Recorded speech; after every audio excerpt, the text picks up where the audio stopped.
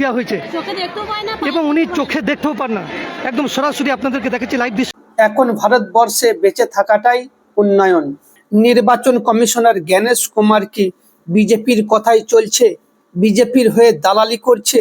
শুভেন্দু অধিকারী বলে দিয়েছিলেন 1.5 কোটি রোহিঙ্গা আছে, তার জন্যই কি মুসলিমদের বেছে বেছে হিয়ারিংয়ের নোটিশ পাঠানো হচ্ছে?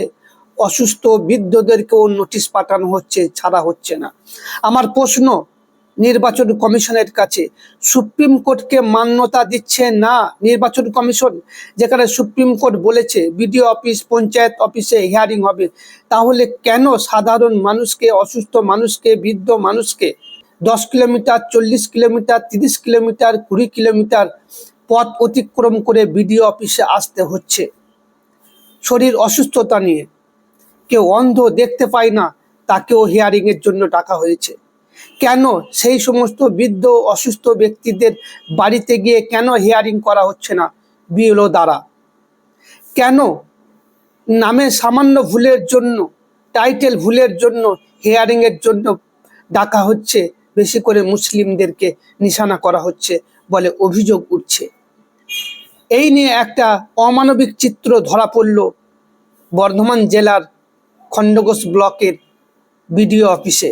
দেখুন, একজন অন্ধ বৃদ্ধ, সে যন্ত্রণায় ছটফট করছেন, তার হিয়ারিংয়ের ডেট আছে, তিনি এসেছেন।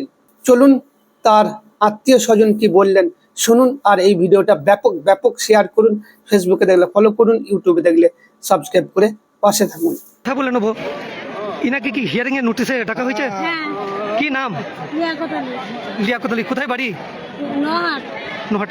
দেখতেই পাচ্ছেন যে একজন অসুস্থ ব্যক্তি, বৃদ্ধ মানুষ, একদম যন্ত্রণায় ছটফট করছে, সেই ব্যক্তিকে আপনার হিয়ারিংয়ের নোটিশ দেওয়া হয়েছে এবং উনি চোখে দেখতেও পান না।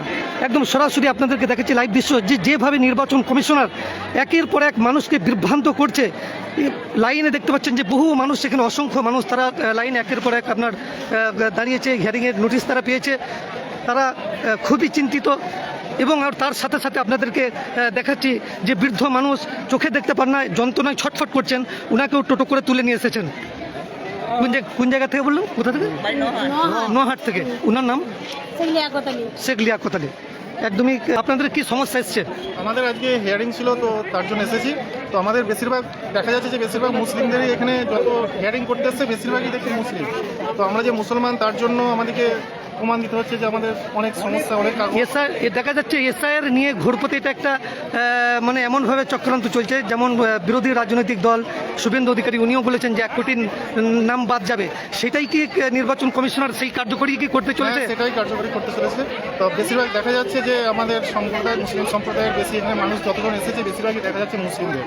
তো আমাদের অনেকটা সমস্যা হচ্ছে, আসতে রাস্তাঘাটে আসতে অনেক সমস্যা হচ্ছে, বাসে আরে নানা রকম সমস্যার মধ্যে আমরা আসছি। অনেক অসুস্থ ব্যক্তি আছে এখানে যাদের এসব সমস্যা হচ্ছে, তো অনেক নামের এরকম সমস্যার কারণে আমরা এসেছি এখানে।